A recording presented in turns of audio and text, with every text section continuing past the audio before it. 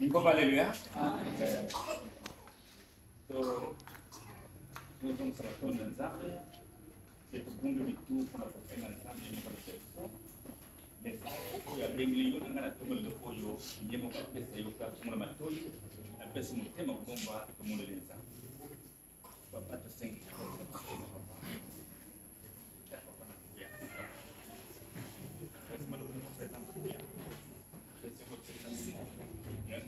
Essa mulher de papai na minha casa, essa totada, eu não sei se sou eu não sei se sou solução para o médico, porque tem que ter bom muito para estar eu tenho experiência, hoje tem uma coisa muito fácil, muito cresce o bom no seu dia, muito cresce o bom para ti, ou não sei, mas cresce lá para lá, ou lá não vou chatear para tu, mas tu não espera de mim, é muito louco.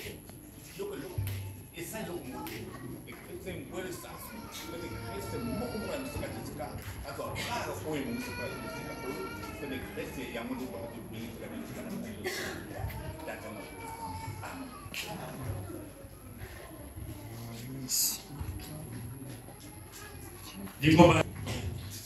Est-ce que vous allez? Est-ce que vous allez? Moi, n'entendez pas à tout merci. Alléluia. Peut-être mabomo oyo dosana bosikolo yeute panania makasi oyo televisio potuyana kati osika yeute panania lobiko oyo yoza nango yeute panania donc Seigneur ozala moto esimbo.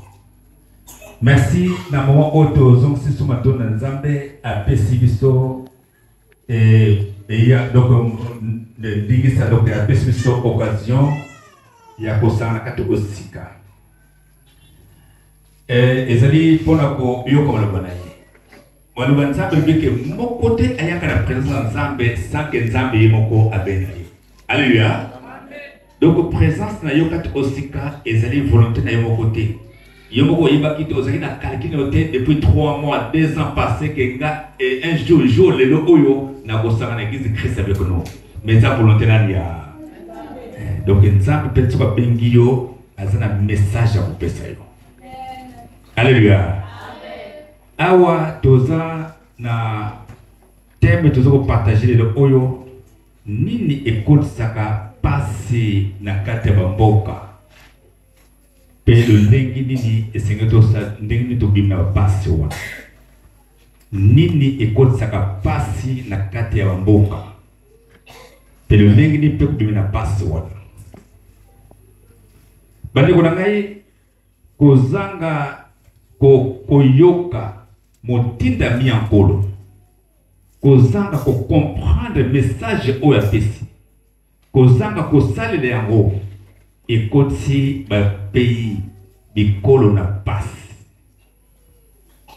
Et très souvent tango nzambe aza posa ko bikisa ekolo tango aza posa ko pesa bolamu na ekolo tango aza posa ko bongisa asala atenda ka message moko auto bien prophète majeur pona koya ko lobela peuple le penser ensemble pour l'école nini nzamba lingi pona pena bino nini nzamba lingi pona libota na yo pote okozwa bolamu wa ametango nzambe atenda ka motinda mana ye miso na ye ataka nganga na kati na ye mais bato bazo samba bazakele Batopé, baza ebele, mais oyo interlocuteur valable.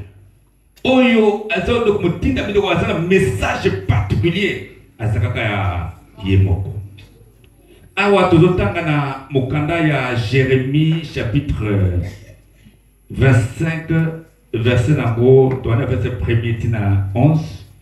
Tanto tango mo banzambe na sengi na moko totelema photo yoka message nzambe zana kati ya mokanda. Jérémie 25, verset 1er et 11. Tana buna Yesu. Tala maloba Yahweh apesa kingai. Po na bato ya Jérusalem pe ya Yuda mobimba. Ezalaki na mbula ya minei ya mokonzi ya Yoakim, mwana Yoshia, pe mokonzi ya Yuda. pe na mbula ya liboso ya bokonzi ya Nebukadnezar mokonzi ya Babylone. Wuta na mbula ya zomi na misato ya bokonzi ya Yoshia mwana ya Amon pe mokonzi ya Yuda tisikoyo ekoki mbula tuku mibale na misato. Na yebisaki bino tango nyonso maloba oyo Yawe apesaki ngai kasi bolingaki koyoka te. Yawe alembaki te kotinda bino basali na ye ba prophète kasi bolingaki kotia matoi te, bolingaki pe koyoka te. Bazalaki koloba na bino Yawe alobi boye moko moko na bino atika ezali na ye ya mabe pe misala ye mobulu boye boko kofanda na mboka oyo napesaki bino pe bakoko na bino po ezala ya bino seko. Botika kolanda banzambe mosusu kosambela yango epe kofukemela yango kotika kopesa ngai kanda na bikeko oyo boze kosala boye na kosala bino mabete kasi boyokelaki ngai te ngai Yawe moto alobi boye kutu bopesa ngai kanda na bikeko oyo bosalaki bobilukelaki bapasi. Bonga Yawe yango nyonso nalobi lokola boyoki maloba na ngai te na kobengisa bikolo nyonso ya epai likolo na pe mosala na ngai Nebukadnezar mokonzi ya Babylone na koyana bango epo babundisa mboka oyo na bato na yango babundisa pe bikolo nyonso ya pembeni na kosisa bino na biloko wana bikolo wana na kokomisa mboka oyo mabanga na mabanga bato bakozala koseka yango pe koyoka somo ngai Yawe moto alobi boye na kosisa epai bango makelele ya bafeti makelele ya esengo pe banzembo ya bato babalisika bakozala lisusu koyoka makelele ya konika blete pe mwinda ekozala ekopela lisusu te. Mboka oyo mobimba ekokoma mabanga na mabanga pe mbula tuku sambo mobimba mikolo oyo nyonso ekozala kosalela mokonzi Babylone. Tobonene tobetele maboko oyo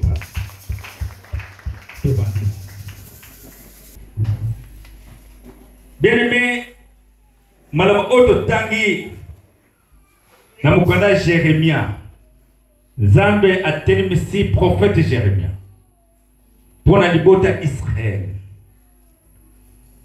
Tango Nzambe atelemisaka prophète ezali message mo bapesaka pona pona ye pona ekolo na ye pona libota bana Nzambe. Awa tomoni Jeremia azoloba na bana Israël. So dans verset 3, avec Wuta et Bandeli. Wuta et Bandeli. Na boula tuku misato. Donc 13 ans, il y a beaucoup de Yoshua. Mwana ya Amon, pe mo conseiller de Tisikoyo. Et kokimbola tuku bibale na yebisaki bino tango nyonso maloba Nzambe apesaki ngai. Kasi bolinga koyoka yango te. Alléluia.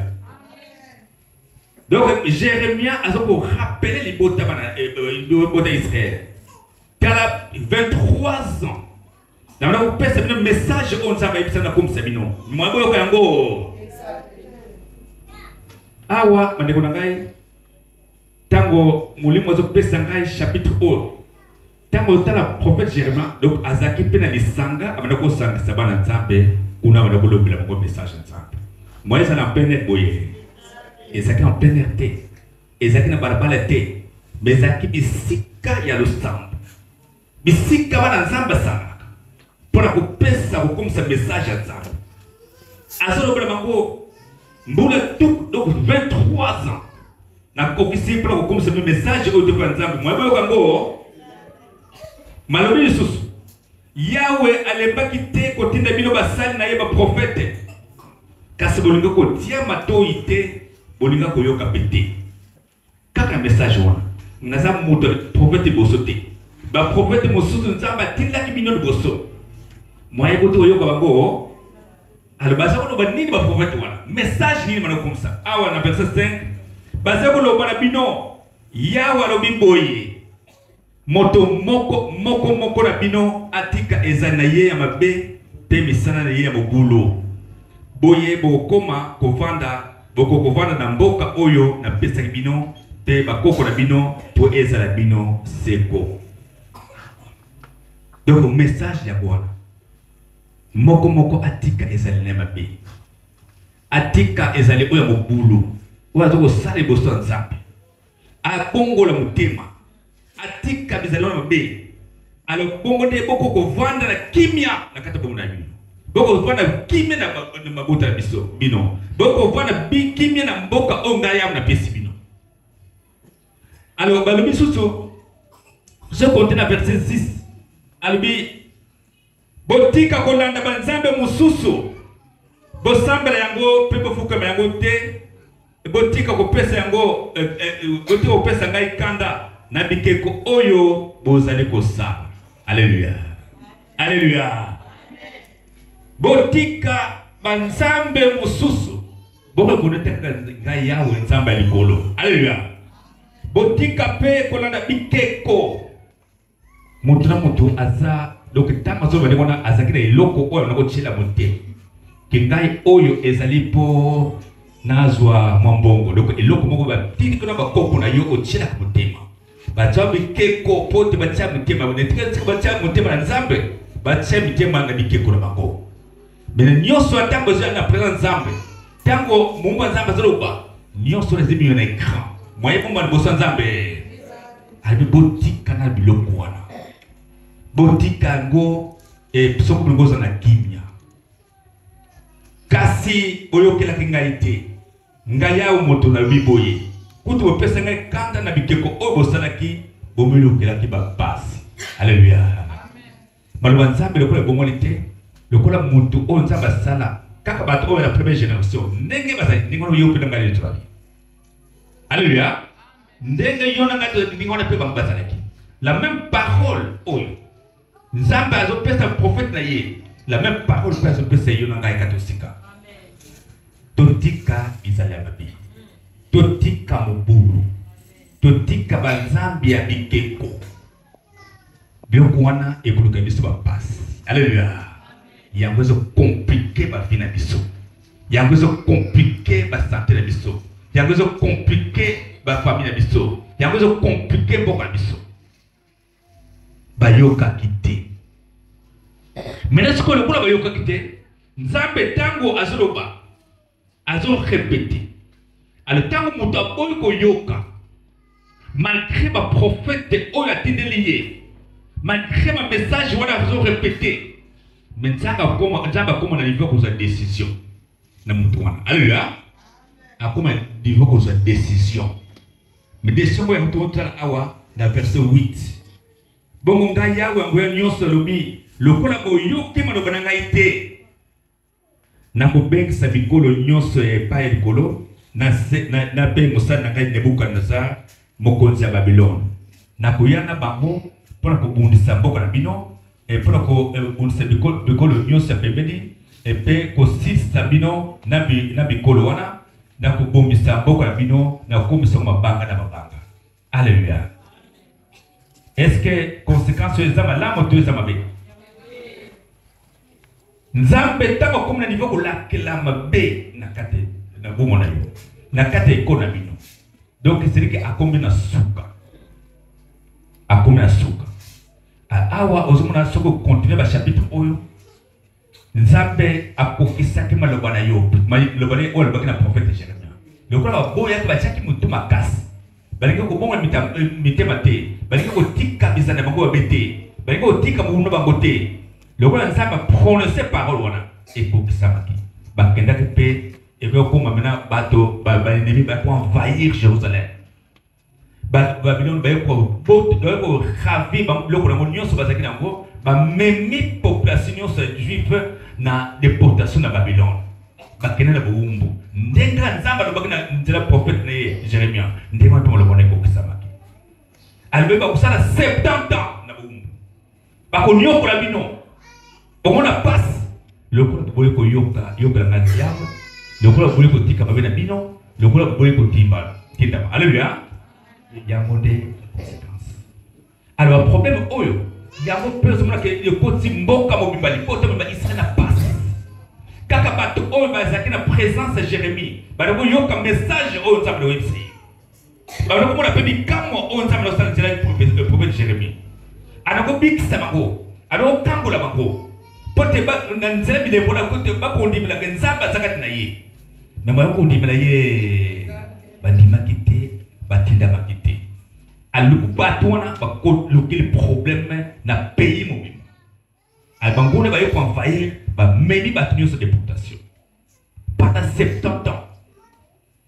Alors pour le bimana mbwana Nzambe esengele kaka atinda pe prophète mobimba pote aya misamuna uwana pote awela kana bakoma mikaka prophète Jérémie alobaki Nzambe lobona prophète Jérémie awela ko tele bakoma mona pona koya ko sengela bolimbisi na libota wana yango sona awa sotangina Daniel 9 verset 1 à 3 Daniel 9 verset 1 à 3. Daniel 9, verset 1 à 3. Total na comme Yesu. Nambula el bosso ya bokonzi na ye ya Zerkes.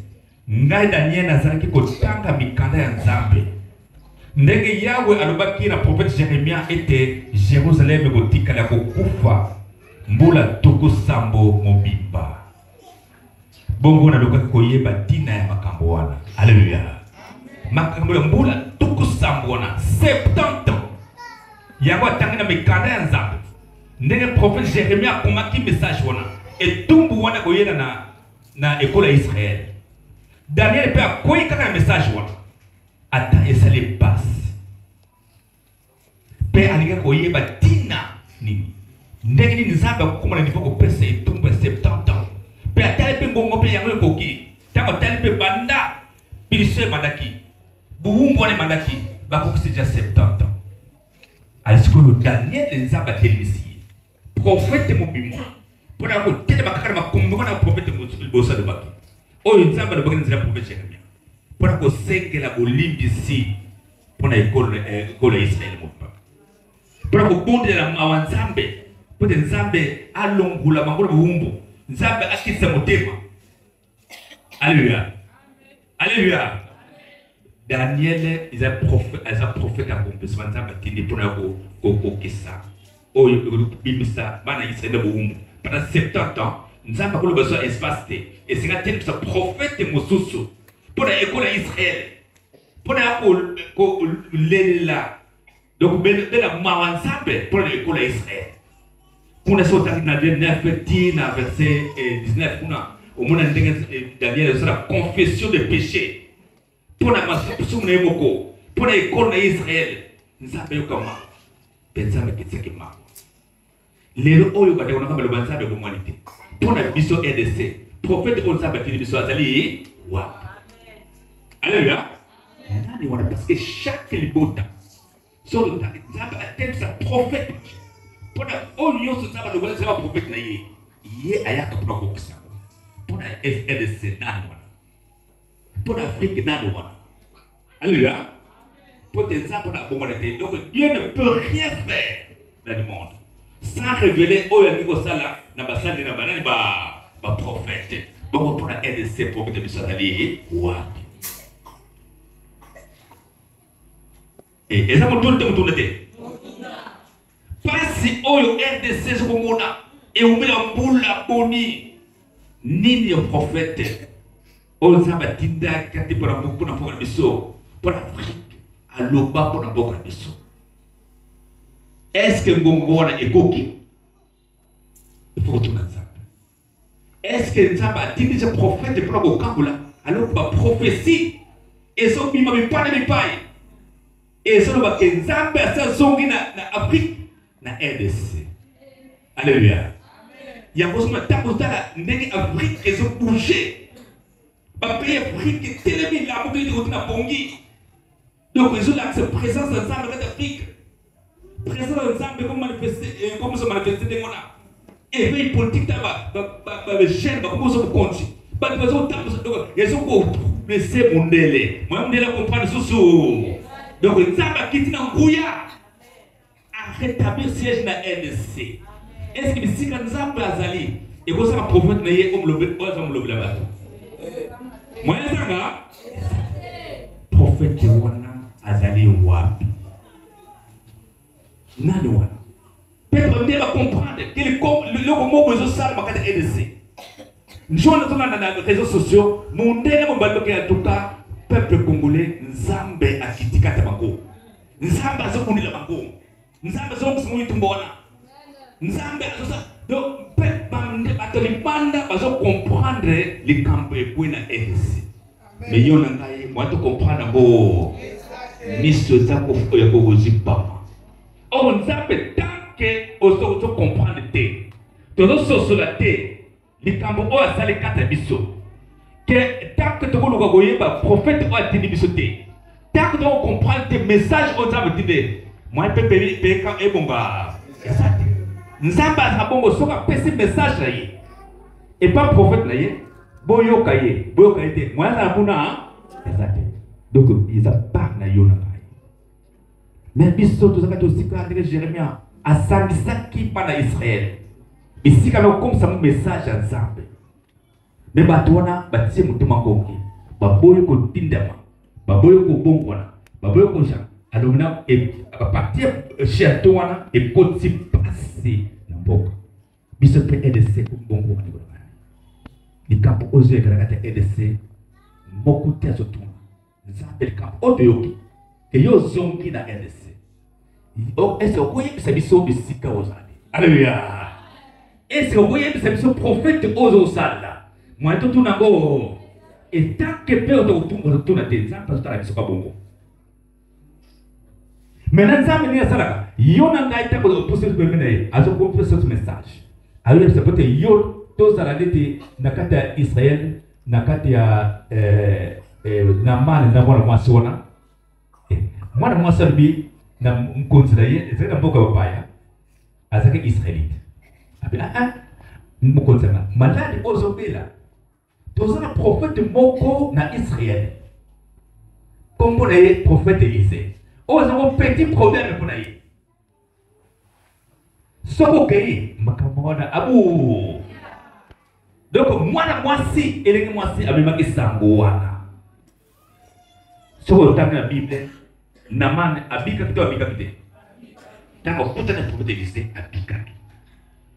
Donc maintenant, il y a un message on a de ça. Donc tout ça, moi na moi si on a un message pas battre mon sous bazar besoin. Alléluia. Battre au bazar problème totéia. Il y a une Bible tant de baké, nzambe tant opé azo sala kambo. Après bat news na bramoko. Ako sang samandambo ya bato. Alléluia. Ako yebisa ko vision on nzambe apesi na mumbo na ye. Pour ça, Nzambe est un ennemi. Attends, vous avez to comprendre. Ah, il y a solo. Mais ça, nous avons oui. Attends, vous comprendre. Vous avez to comprendre de vos sous. Vous avez to comprendre ce que c'est que vous et ça, vous avez. Mais ce que vous avez to faire, awa, nous avons un chrétien de dimanche.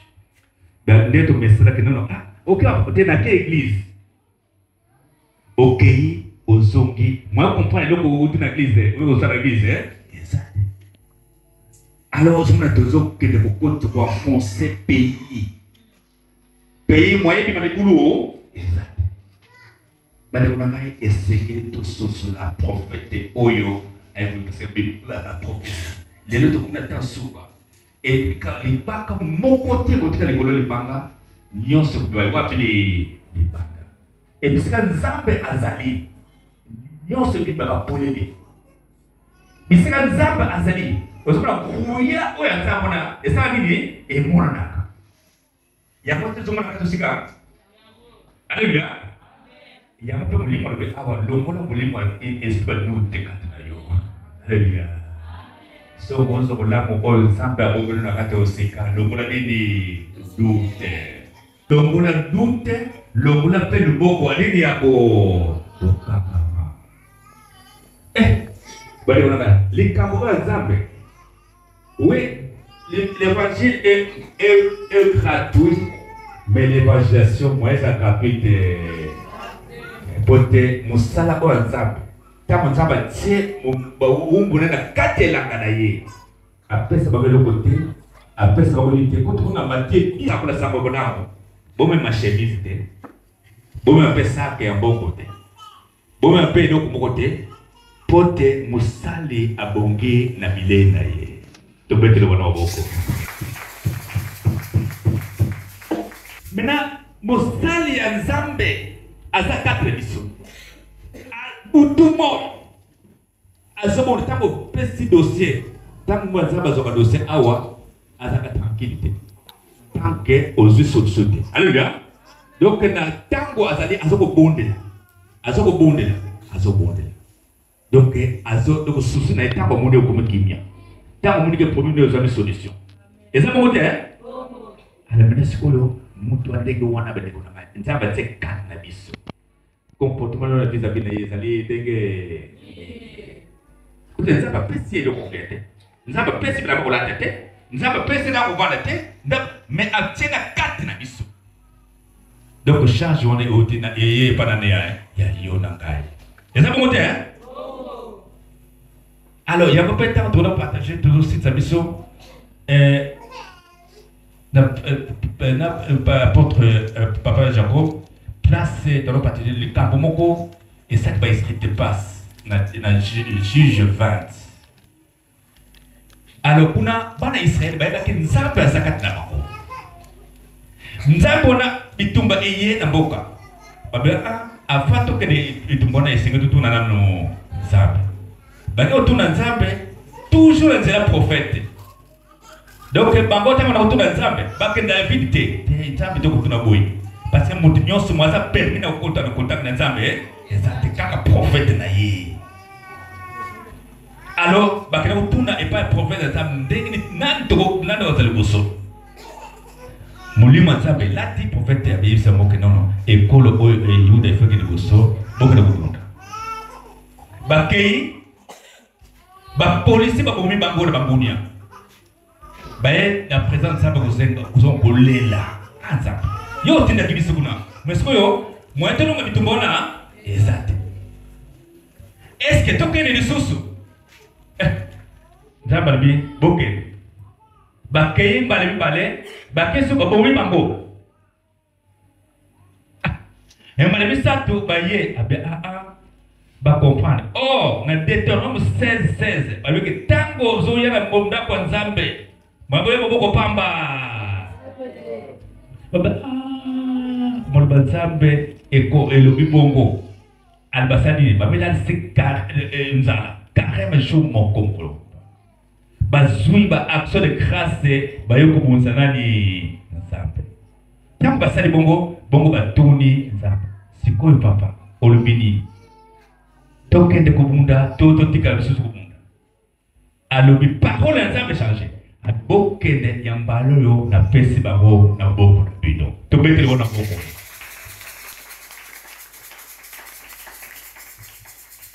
Donc ozomona ke Nzambe almoza likambo moboye ya kozomona tango na bomo na yo problème na yo ezo umela tala Bible. Alléluia.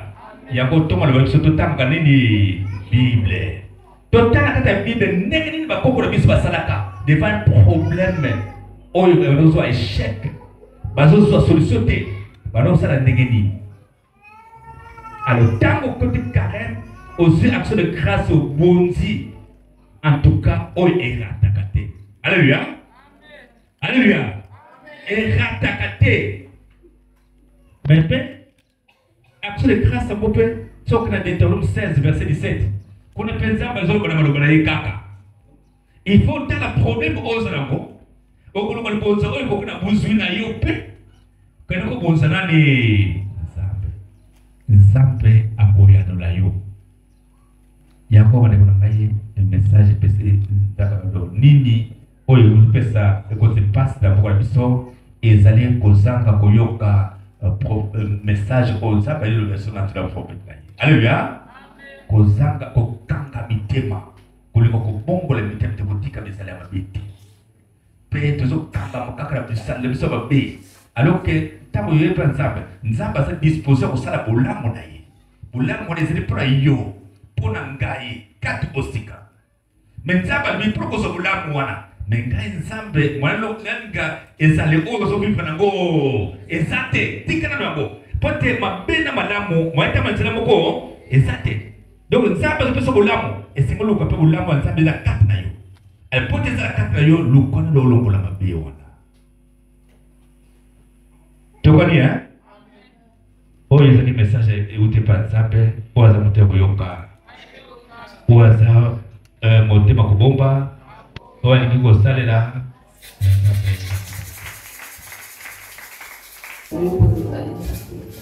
merci na tombe opesa Dostegi papa opesa biso yoga tema moyo bombaka opesa biso ososoli pote toba bakokomprendre ime ekota kati na biso papa kotika biso te yondosa na nguya ya kotushe motema ya bato papa kota na motema moko kosalela biso kosunga biso na biso kaka kati na biso na kati na kopa